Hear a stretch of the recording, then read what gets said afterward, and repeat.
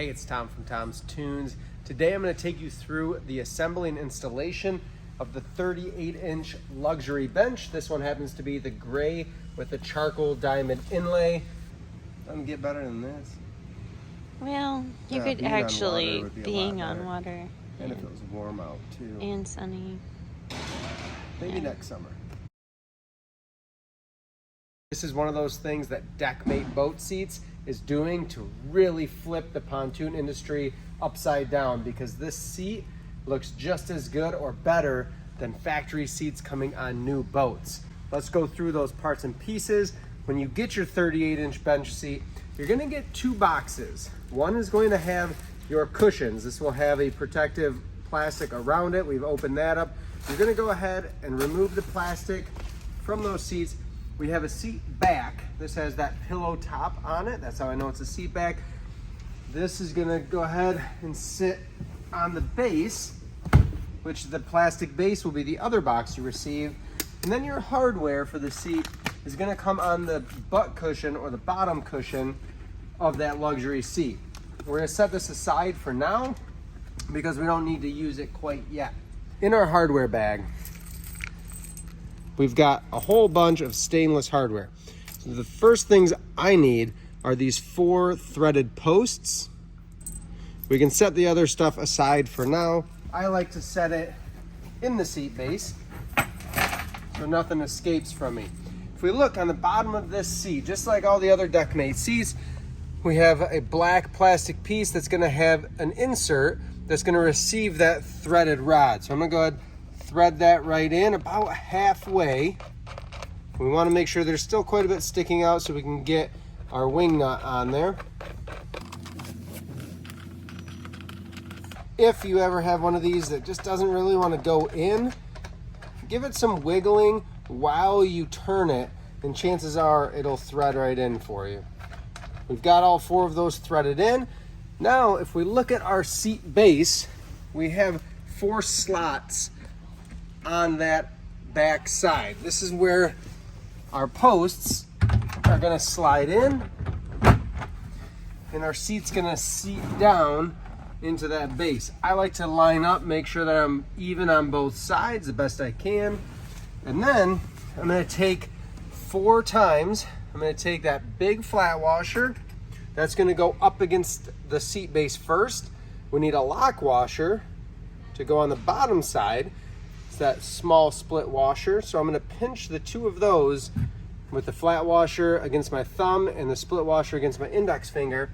Then I can take my wing nut that's going to hold everything together. So this is how I go underneath the seat. I'm going to first slide on that big flat washer with the lock washer, then the wing nut to hold everything on.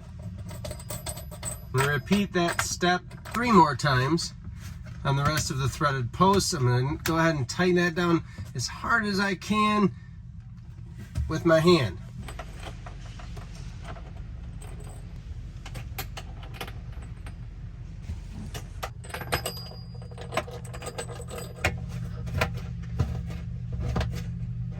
With all 4 of those threaded rods tightened up with the wing nut, flat washer, and lock washer, I'm done with the seat back. Now we're going to move on to our butt cushion or bottom cushion.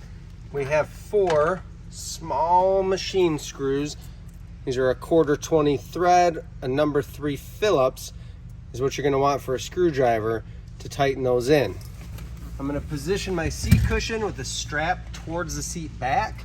That's so I'm oriented correctly. And then I can go ahead and flip the seat on end. I like to take my hinges and flip them up so that when I put this in position, they're on the top side, and then I can simply let them flip down. And now I can line up with those inserts. I'm just going to get one started on each side. Then I can put the other one in, and then we can tighten everything up. I'm going to make sure that my seat cushion is centered also on the base. Then I can tighten these down.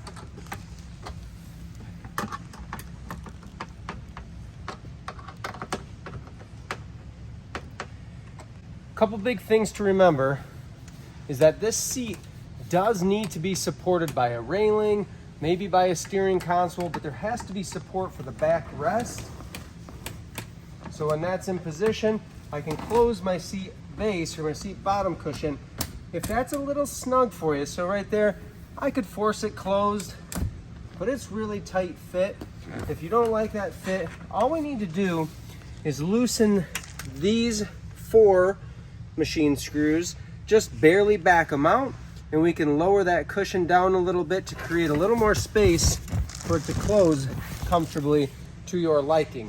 If you like where it's at, leave it how it is. One other key thing is if you are installing speakers on these seat bases, we're gonna always try to install them as low as possible. When the seat opens, if your speaker sticks out very far, it's gonna interfere and it's not gonna allow that seat to open all the way for access. You'll still have access, but if your speaker sticks out, it's gonna pinch here and it's gonna keep you from being able to open it completely.